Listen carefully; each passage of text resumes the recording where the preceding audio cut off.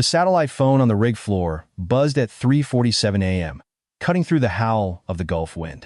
I was checking pressure gauges on Platform 7 when Rodriguez handed it to me, his face tight. Personal calls on the sat phone meant one thing: emergency. "Dad?" Tyler's voice was barely a whisper, thick with tears. My heart stopped. "Buddy? What's wrong? Where's your mom?" She's sleeping." "Dad, I'm scared." Damon locked me in the bathroom again. "It's been 2 days this time. I'm so thirsty," and his voice cracked into a sob. 2 days. My 10-year-old son had been locked in a bathroom for 2 days. "Tyler, listen to me. Are you hurt?" My ribs hurt where he kicked me. In my face. "Dad." I tried to be quiet like he said, but I accidentally knocked over his beer and, "Tyler." I forced my voice steady even as rage ignited in my chest. "Did he touch your mom?" Silence. Then, "She has a black eye. She told me it was an accident, but I saw him grab her hair yesterday morning." "Dad, I'm scared he's gonna hurt her worse," he said. "He said if I tell anyone, he'll make sure I never see you again. He said he knows people." I looked out at the black water, stretching endlessly in every direction. We were 18 hours from shore by helicopter, 24 by supply boat. A tropical storm was building south of us. All flights grounded until it passed. "Tyler, I need you to listen very carefully. Did you call 911? I tried last week when he pushed Mom down the stairs. The police came, but Damon was really nice to them. He showed them his AA chip and said Mom fell because she'd been drinking. Mom didn't say anything different. The cops left, and after they were gone, Damon. He started crying again. He hurt her so bad, Dad. He said next time the cops come, it'll be worse. He said he knows all about the system, that he's smarter than them." My hands were shaking. Sarah and I had divorced 2 years ago. It wasn't bitter, we'd just grown apart during my long rotations offshore. 3 weeks on the rig, 1 week home. She'd said she was lonely, that she needed someone who could be there. I understood. We'd agreed to split custody, keep things civil for Tyler's sake. 6 months ago, she'd met Damon at her grief counseling group. Her sister had died in a car accident, and Sarah had been struggling. Damon was there for his own losses, or so he claimed. He seemed kind, attentive. Tyler had even said he was okay at first. "He tells really good stories," Tyler had said on our last call. "And he doesn't mind when I talk about you." That should have been my first warning. When someone seems too good to be true in those situations, they usually are. "Listen to me, son. I'm coming home. Today. Right now." "But, Dad, you're in the middle of the ocean. And there's a storm. I don't care if I have to swim. Nobody touches my boy. Do you understand me? Nobody." Damon said he used to be in prison. He has these tattoos, and sometimes when he drinks, he talks about the things he did. "Dad, I looked him up on Mom's laptop before he took it away. He was in for assault, bad assault. The news article said, 'Tyler, stop. Don't think about that. I need you to do something for me. Is your phone charged?' It's at 60%. I took Mom's old phone from the junk drawer. He doesn't know I have it. Good. Smart boy. Keep it hidden. I'm going to text you every hour. If anything changes, if he tries to get in that bathroom, you call 911 first, then you call me. I don't care what he threatened. You call, understand? Okay." His voice was so small. "Tyler, look at me, listen to me. I am coming, before sunset today. I will be there. And son, Damon is never going to hurt you or your mom again. I promise you that."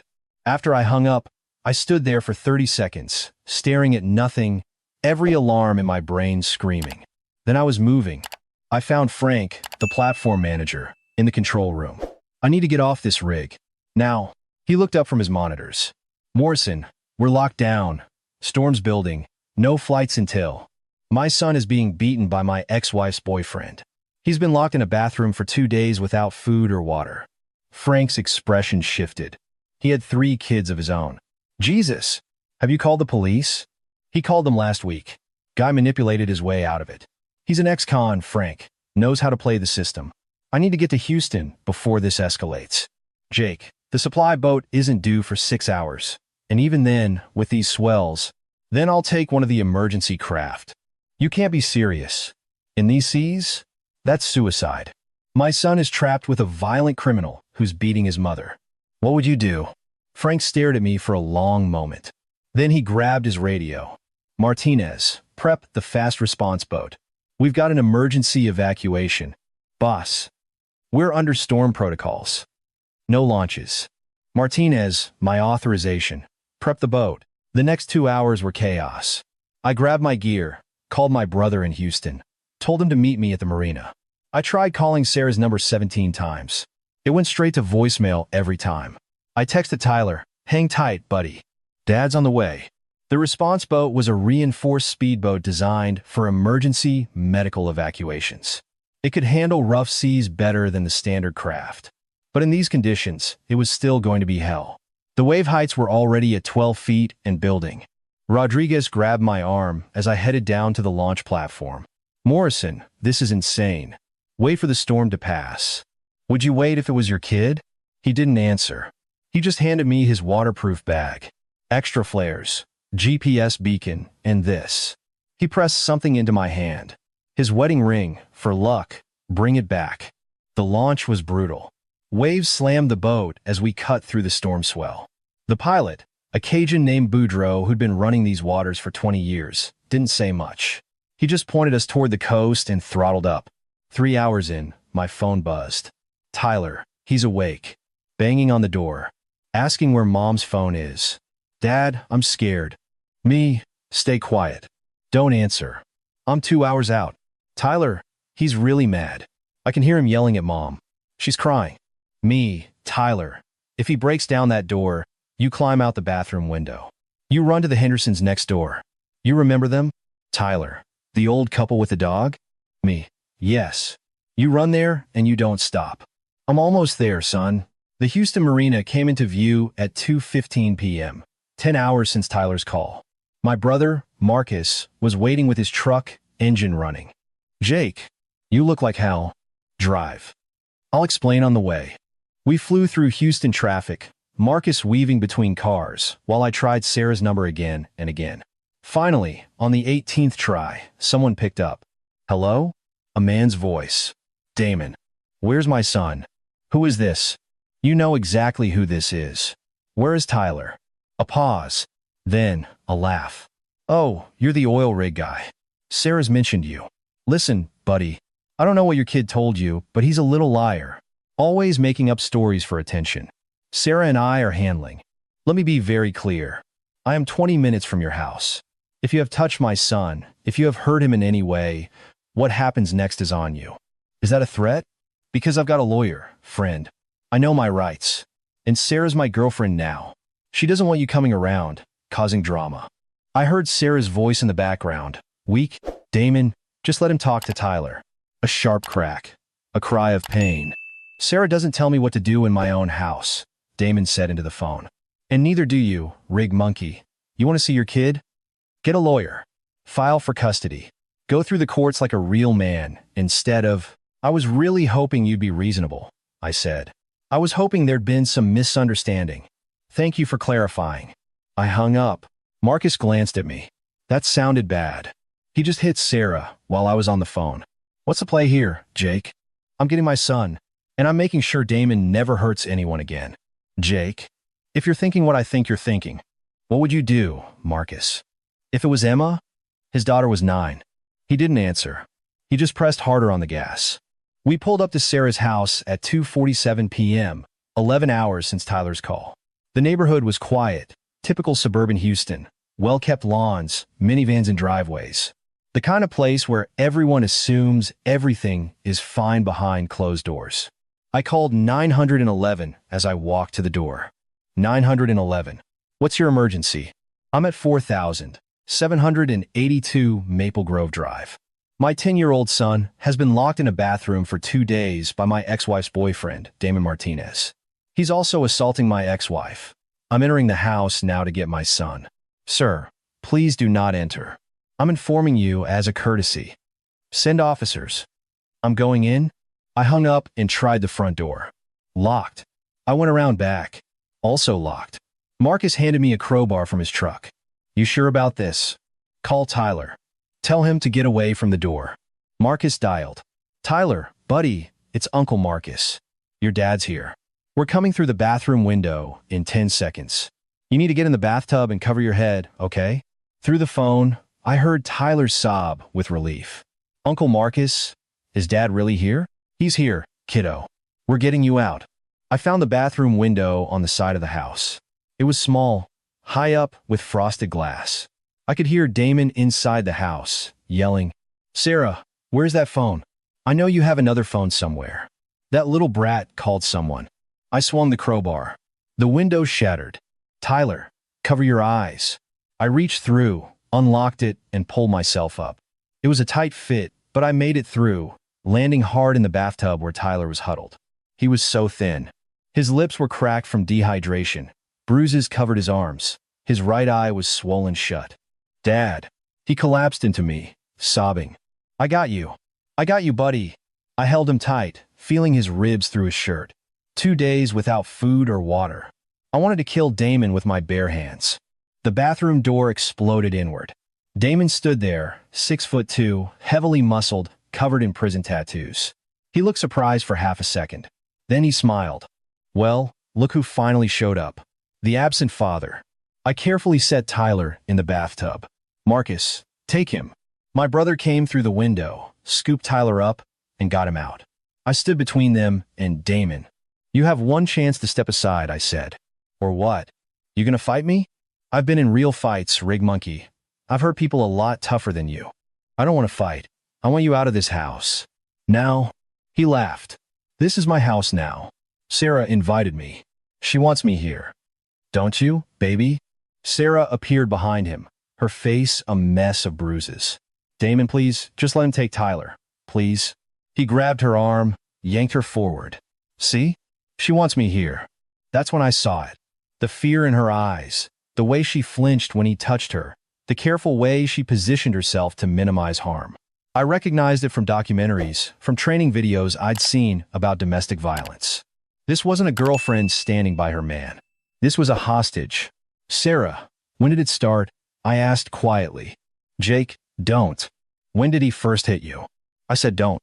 "Second date," she whispered. "I broke a glass by accident. He said it was no big deal, that he overreacted. Then he bought me flowers. He said it would never happen again. But it did." She nodded, tears streaming. "He said if I left, he'd find me. He said he had friends, that he'd make it look like an accident. He said he'd hurt Tyler, that I'd never see him again. He showed me pictures of what happened to his ex-girlfriend who tried to leave. She's in a wheelchair now," he said. Damon slapped her. Hard. She crumpled. I moved without thinking. 20 years of manual labor on oil rigs. 12 years of boxing in my 20s. Every ounce of rage from the past 11 hours. Damon was tough. I'll give him that. He'd been in prison fights. He knew how to hurt people. But he'd never fought someone fighting for their child. It was over in less than a minute. By the time the police arrived, Damon was on the floor, alive, but not moving much, and I was sitting next to Sarah, checking her injuries. The police separated us, took statements. I showed them Tyler's call log, the timeline of events, the photos Marcus had taken of Tyler's injuries. I played the voicemail Damon had left on Sarah's phone 3 days ago. "If you try to leave, I will kill your son. I've done it before. I'll do it again." Turned out, Damon had violated parole by being in a relationship. He wasn't supposed to have contact with anyone under 18. His parole officer hadn't known about Tyler. The assault on Sarah and Tyler, combined with the violation, meant he was going back to prison for a long time. But there were complications. I'd broken into the house. I'd assaulted Damon, even if it was to protect Sarah. The DA wanted to press charges. My lawyer explained it carefully. "You're looking at breaking and entering, possibly assault. With the circumstances, probably minimal jail time, but it'll be on your record. You could lose your job. You could lose custody. What are my options? Take a deal. Plead to lesser charges. Pay a fine. Do community service. Stay out of trouble." And Damon? He's going away for 8 to 12 years. Multiple counts of assault, child endangerment, parole violation, terrorist threats. He's done. I took the deal. Pled guilty to criminal trespass and simple assault. Paid a $5,000 fine. 300 hours of community service. 2 years probation. I lost my job on the rig. Company policy. No felony convictions, even minor ones. But I got full custody of Tyler. Sarah entered a domestic violence shelters program. Started therapy. 6 months later, She moved into a small apartment near us. We have dinner together once a week. Tyler sees her regularly, supervised at first, then on her own once she was stable. She apologized to me once, crying, saying she should have protected him better. I told her what the therapist told me. Victims of abuse are trapped in ways people on the outside can't understand. You were trying to survive. You did the best you could. 3 years later, Tyler's in 7th grade now. He's doing better. Still sees a therapist once a week. Still has nightmares sometimes. But he's smiling more. He made the soccer team. He has friends. Sarah's remarried now, to a guy named Robert who works at the library. He's quiet, gentle, patient with Tyler's trauma responses. I vetted him carefully, called his ex-wife, his employer, his neighbors. Ran a background check. Tyler likes him. I found work as a safety inspector for offshore companies. Better hours. Home every night. Less pay, but I don't care. Tyler asked me once, about a year ago, if I regretted what I did that day. You could have waited for the police, he said. You lost your job. You got in trouble. I looked at my son, healthy and safe, doing his homework at our kitchen table. Tyler, let me tell you something. There are rules in this world. Laws, systems, and most of the time, they work. But sometimes, the system fails. Sometimes, by the time the system catches up, it's too late. Your mom had called the police. They came and left. You called 911 a week before, and nothing changed. The system was too slow. But you broke the law. I did. And I paid the price. And I'd do it again in a heartbeat. Because some things are worth more than a clean record or a job. You're my son. Protecting you isn't optional. It's not something I consider. It's not a choice. It's who I am. He thought about that. Then, what if you'd gotten there and it was too late? What if he'd really hurt me? Then Damon wouldn't have made it to trial. Dad, I know that sounds harsh, but you need to understand something, son. When you become a parent, something changes in you. There's a line that gets drawn. And on one side of that line is civilization, laws, consequences, right and wrong. But on the other side of that line is your child. And if someone crosses that line, if they threaten your child, then all those rules go out the window. All that matters is keeping that child safe. By any means necessary. That's kind of scary, Dad. Good. Because the world can be scary. And you need to know that you have someone who will walk through fire for you. Who will break any rule, cross any line, face any consequence to keep you safe. Even if it's wrong? Tyler, there's a kind of wrong that's right. Does that make sense? He nodded slowly. I think so. These days, I volunteer at a domestic violence shelter. My community service hours are long done. But I kept going. I talked to men about what I saw, what I learned. About how abusers isolate their victims, how they manipulate systems, how they make everyone feel powerless. I tell them, if you suspect someone you love is being abused, don't wait for perfect evidence. Don't wait for the victim to ask for help. Don't trust the system to catch it. Trust your gut. Document everything. Be persistent. And if it comes down to it, be there. Physical presence matters. Sometimes the only thing standing between a victim and tragedy is someone who refuses to look away. Last week, a guy approached me after one of my talks. My sister's boyfriend sounds like your story. Everyone says he's great, but I've seen bruises. She makes excuses. What are you going to do? I asked. I don't know. I don't want to make it worse. I don't want to invade her privacy. Let me ask you something. If he kills her, will you wish you'd invaded her privacy? He went pale. I'm not saying charge in without thinking, but document. Take photos. Record conversations. Build a case. And when the moment comes, and it will come, be ready to move. Fast. He nodded. You really think it's that serious? Domestic violence escalates. It never stays at the same level. It always gets worse. Always. The question is whether you'll be there when it does. 2 days ago, he texted me. Got my sister out. She's safe. Thank you. I don't think of myself as a hero. I think of myself as a father who failed to see the warning signs soon enough, who let his son suffer for days before acting, who could have lost everything if the timing had been different. But Tyler sees it differently. Last month, for a school assignment about heroes, he wrote about me. About the day I jumped into the Gulf in a storm to get to him. About how I crashed through a window because he needed me. His teacher called it a beautiful example of parental love overcoming obstacles. I call it Tuesday. Because that's what parents do. We show up, we protect, we sacrifice. And when the system fails, when the rules don't work, when the danger is real and immediate, we do whatever it takes. Not because we want to, not because it's easy, not because there won't be consequences, but because our children are worth more than anything else in this world. In some lines, once you become a parent, you simply don't let anyone cross. Not ever. Not while there's still breath in your body. That's not heroism. That's just love. The fierce, protective, uncompromising love of a parent for their child. The kind of love that says, "You hurt my kid," and the rules change. The kind of love that says, "I will find you, no matter where you are." The kind of love that says, "I will not wait for permission. I will not wait for the perfect moment. I will not wait at all. I will come for you, and I will end you." Because that's what fathers do. We protect our children, at all costs, always.